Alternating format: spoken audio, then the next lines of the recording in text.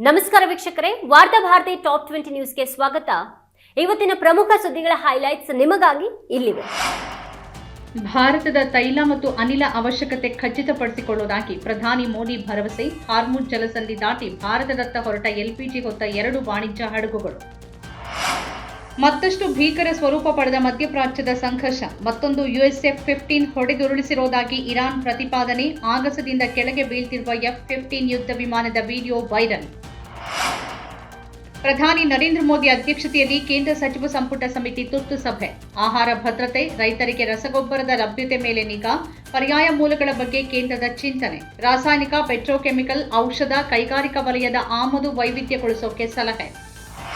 Taiwan ಜಲಪ್ರದೇಶದಲ್ಲಿ China ನೌಕಾದಳದ ಹಡಗುಗಳು ಪತ್ತೆ. ಕೇವಲ 24 ಗಂಟೆಯಲ್ಲಿ ತೈವಾನ್ ಜಲಪ್ರದೇಶದಲ್ಲಿ ಎರಡೆರಡು ಬಾರಿ ಕಾಣಿಸಿಕೊಂಡ ಚೀನಾದ ಹಡಗುಗಳು. ತೈವಾನ್ ಸುತ್ತಲೂ ಚೀನಾದ ಹಡಗುಗಳ ನಿಯೋಜನೆ ಹೆಚ್ಚಳದಿಂದ ಆತಂಕ ಹೆಚ್ಚಳ. ಗ್ರೇಟರ್ ಬೆಂಗಳೂರು ಪ್ರಾಧಿಕಾರದ 5 ಪಾಲಿಕೆಗಳ ಚುನಾವಣೆಗೆ ಬಿಜೆಪಿ ಸಿದ್ಧತೆ. ಬೆಂಗಳೂರು ಪಾಲಿಕೆ ವಿಧಾನಸಭಾವಾರು ಉಸ್ತುವಾರಿಗಳನ್ನು ನೇಮಕ ಮಾಡಿದ ಕರ್ನಾಟಕ ಬಿಜೆಪಿ. ಕೇಂದ್ರ ಸಚಿವರು, ಶಾಸಕರು, ಸಂಸದರನ್ನು ಒಳಗೊಂಡ ತಂಡ ರಚನೆ.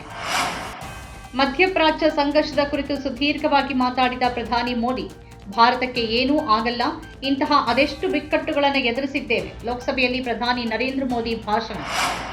ಮೃತರ ಕುಟುಂಬಕ್ಕೆ ಟಿಕೆಟ್ ನೀಡುವುದು ಕಾಂಗ್ರೆಸ್ ನೀತಿ ಎಂದ ಸಿಎಂ ಸಿದ್ದರಾಮಯ್ಯ. ಸಮರ್ಥ ಶಾಮ್ನೂರು ನಾಮಪತ್ರ ಸಲ್ಲಿಕೆ ವೇಳೆ ಹಾಜರಿದ್ದ ಮುಖ್ಯಮಂತ್ರಿಗಳು. ಉಪಮುಖ್ಯಮಂತ್ರಿ ಡಿಕೆ ಶಿವಕುಮಾರ್. ಎರಡೂ ಕ್ಷೇತ್ರದಲ್ಲೂ 100ಕ್ಕೆ 100 ಗೆಲ್ತೀವಿ ಎಂದ ಸಿಎಂ ಸಿದ್ದರಾಮಯ್ಯ ಅವರು ಇನ್ನೆರಡು ಬಜೆಟ್ ಮಂಡನೆ ಮಾಡ್ತಾರೆ. ವಿಧಾನಸಭೆಯಲ್ಲಿ ಬಜೆಟ್ ಮೇಲಿನ ಚರ್ಚೆಯಲ್ಲಿ ಜಮೀರ್ ಅಹ್ಮದ್ ಹೇಳಿಕೆ. ಇರಾನ್ನ ಇಂಧನ ಕೇಂದ್ರಗಳ ಮೇಲಿನ ದಾಳಿಯಿಂದ ಹಿಂದೆ ಸರಿದ ಟ್ರಂಪ್. 5 ದಿನಗಳವರೆಗೆ ದಾಳಿ ಮಾಡದಂತೆ ಸೂಚಿಸಿದ ಅಮೆರಿಕದ ಅಧ್ಯಕ್ಷ. ನಮ್ಮ ಕಠಿಣ ಎಚ್ಚರಿಕೆ ಬಳಿಕ ಟ್ರಂಪ್ ದಾಳಿಯಿಂದ ಹಿಂದೆ ಸರಿದಿದ್ದಾರೆ ಎಂದ ಇರಾನ್ ರಾಯಭಾರ ಕಚೇರಿ. ಮುಸ್ಲಿಂ ಪ್ರಯಾಣಿಕನನ್ನ ಕರೆದೊಯ್ಯಲು ನಿರಾಕರಿಸಿದ ರ್ಯಾಪಿಡೋ ಚಾಲಕ. ಈದ್ ದಿನದಂದು ದೆಹಲಿಯಲ್ಲಿ ಘಟನೆ. ಪತ್ರಕರ್ತ ಝೈನ್ ಆರೋಪ. ಟಿಕೆಟ್ ವಿಚಾರ ಮನಸ್ಸಲ್ಲಿಟ್ಟುಕೊಂಡು ನಿಮ್ಮ ಅಸ್ತಿತ್ವಕ್ಕೆ ಧಕ್ಕೆ ತಂದುಕೊಳ್ಬೇಡಿ. ದಾವಣಗೆರೆ ದಕ್ಷಿಣ ಮುಸ್ಲಿಂ ಸಮುದಾಯಕ್ಕೆ ಶಾಸಕ ಪ್ರದೀಪ್ ಈಶ್ವರ್ ಕಿವಿಮಾತು. ಮುಸ್ಲಿಮರ ದೇಶಭಕ್ತಿಯನ್ನು ಪ್ರಶ್ನೆ ಮಾಡಿದವರು ಬಿಜೆಪಿಯವರು ಎಂದ ಪ್ರದೀಪ್ ಈಶ್ವರ್. ದೇವೇಗೌಡರ ಕುಟುಂಬ ಪಾಪದ ಕೆಲಸ ಮಾಡಿಲ್ಲ. 2028ರಲ್ಲಿ ನಮ್ಮ ಶಕ್ತಿ ತೋರಿಸ್ತೇವೆ. ಸದನದಲ್ಲಿ ಎಚ್.ಡಿ. ರೇವಣ್ಣ ಗುಡುಗು.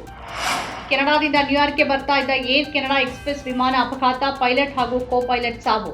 ನ್ಯೂಯಾರ್ಕ್ನ ಲಾಗಾರ್ಡಿಯಾ ವಿಮಾನ ನಿಲ್ದಾಣದಲ್ಲಿ ಎಮರ್ಜೆನ್ಸಿ ಲ್ಯಾಂಡಿಂಗ್ ರನ್ವೇನಲ್ಲಿದ್ದ ಅಗ್ನಿಶಾಮಕ ಟ್ರಕ್ಗೆ ಡಿಕ್ಕಿ. ಆಂಬ್ಯುಲೆನ್ಸ್ನಲ್ಲಿ ಮಗುವಿಗೆ ಜನ್ಮ ನೀಡಿದ ಅಪ್ರಾಪ್ತೆ. 46 ವರ್ಷದ ವ್ಯಕ್ತಿಯ ವಿರುದ್ಧ ಪೋಕ್ಸೋ ಪ್ರಕರಣ ದಾಖಲು. ಚಾಮರಾಜನಗರ ಜಿಲ್ಲೆಯ ಗುಂಡ್ಲುಪೇಟೆ ತಾಲೂಕಿನ ಗ್ರಾಮವೊಂದರಲ್ಲಿ ಘಟನೆ. ಪ್ಯಾರಾಸಿಟಮಲ್ ಸೇರಿದಂತೆ ಅನುಮೋದಿತವಲ್ಲದ 90 FDC ಔಷಧಿ ಸ್ಯಾಂಪಲ್ಗಳು ಪತ್ತೆ. ಕ್ರಮ ಕೈಗೊಳ್ಳುವಂತೆ ರಾಜ್ಯಗಳಿಗೆ DCGI ಸೂಚನೆ. ಕೇರಳದ 311 ಕೋಟಿ ರೂಪಾಯಿಗಳ ವಿಪತ್ತು ಪರಿಹಾರ ನಿಧಿಗೆ ಅನುಮೋದನೆ ನೀಡಲಾಗಿದೆ. ಆದರೆ ರಾಜ್ಯ ಹಣ ಬಿಡುಗಡೆಗೆ ಕೋರಿಲ್ಲ. ವಿತ್ತ ಸಚಿವೆ ನಿರ್ಮಲಾ ಸೀತಾರಾಮನ್ ಮಾಹಿತಿ. ರೀಲ್ಸ್ ಮಾಡೋಕೆ ನದಿಗೆ ಹಾರಿದ ಯುವಕ. ನೀರಿನಲ್ಲಿದ್ದ ಕಲ್ಲು ತಲೆಗೆ ಬಡಿದು ಮೃತ್ಯು. ಸಿಂಧನೂರು ತಾಲೂಕಿನ ಮುಕುಂದ ಗ್ರಾಮದಲ್ಲಿ ಘಟನೆ. ಗಂಗಾನಗರದ ಅಮನ್ ಖಾನ್ ಮೃತ ಯುವಕ. ಪಾಕಿಸ್ತಾನದ ಪರ ಬೇಹುಗಾರಿಕೆ ಆರೋಪ. ವಾಯುಪಡೆ ಸಿಬ್ಬಂದಿ ಸುಮಿತ್ ಕುಮಾರ್ ಬಂಧನ. ರಾಜಸ್ಥಾನ ಗುಪ್ತಚರ ಮತ್ತು ವಾಯುಪಡೆಯ ಗುಪ್ತಚರ ಇಲಾಖೆ ನಡೆಸಿದ ಜಂಟಿ ಕಾರ್ಯಾಚರಣೆಯಲ್ಲಿ ಆರೋಪಿಯ ಬಂಧನ.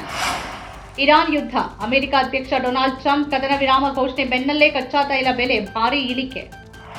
UPSC ಪರೀಕ್ಷೆ. ಪ್ರಾಥಮಿಕ ಪರೀಕ್ಷೆ ಬಳಿಕ ಉತ್ತರ ಪತ್ರಿಕೆ ಬಿಡುಗಡೆ. ರಾಜ್ಯಸಭೆಗೆ ತಿಳಿಸಿದ ಕೇಂದ್ರ ಸರ್ಕಾರ.